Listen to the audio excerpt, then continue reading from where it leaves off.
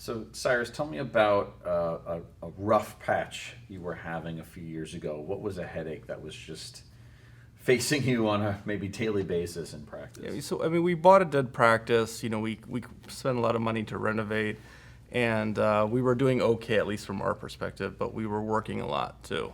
Yeah. We were doing cleanings. The You other yourself were dentistry, doing them, you mean? ourselves, yeah. And my wife is actually the other dentist there, so we were Oh. doing everything at the office there too.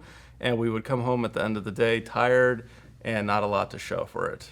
Yeah. So we signed up with MGE, and they kind of helped us put into place, a hygiene program that's really helped us out. So tell me about that. So you went from you and your wife doing the cleanings, doing the hygiene appointments, to now having a proper program in place. What does that program look like, essentially? Yeah, I mean, so we started off just with 2 days of hygiene.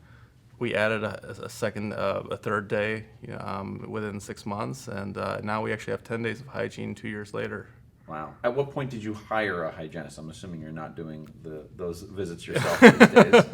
Well, it was a big leap for us because we're taking on a very expensive professional there too. Sure. And I think really MG kind of gave us the courage to do that with their advice there too. So they did like a if you build it, they will come sort of an approach. exactly, Yeah. exactly. And sometimes it's hard to buy into that, but we trusted them, it worked, and then we kept going, and here we are. It makes a different statement to patients when a hygienist is taking care of them. It's nice when a dentist is taking care of them, but I mean, my gosh, you have to be free to do other dentistry, right? Absolutely. It's freed up a lot of our time.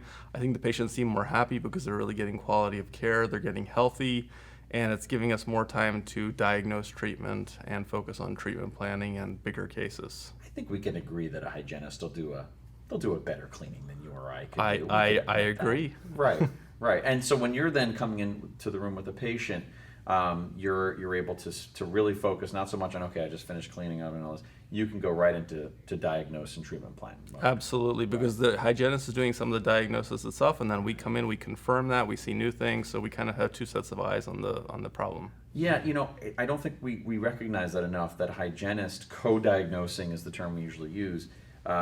Co-diagnosing treatment really helps with case acceptance, right? When a hygienist is kind of warming this patient up to the idea that there's XYZ problems, and then you or your wife come in and confirm them, that is far more powerful than just the one person noticing these issues. I'm 100% with you there. Yeah.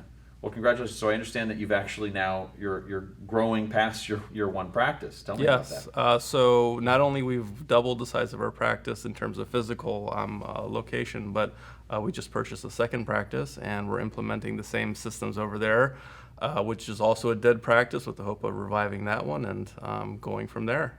Wow. So from sleeper practice to turn around to an absolute showstopper. That's awesome. Yeah. Congratulations. Thank you so much. Yeah, my pleasure.